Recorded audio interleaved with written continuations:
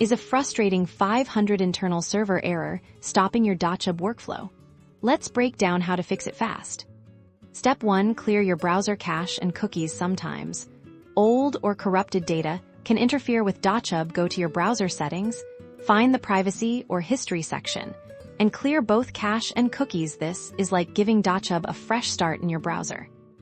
Next, let's try disabling browser extensions. Some extensions, especially those that modify web pages, can conflict with Dochub. Go to your browser's extensions or add-ons menu and temporarily disable them one by one, refreshing Dochub after each one. Once Dochub works, you've found your culprit. Problematic login sessions can also cause this error. Log out of your Dochub account completely. Close your browser for a minute, and then log back, and this simple refresh can often resolve temporary glitches. If the issue persists, it might be on Dochub's end. Check Dochub's official status page or social media for any reported outages. If nothing is announced, it's time to contact Dochub support. Clearly explain the error you're seeing and the troubleshooting steps you've already taken.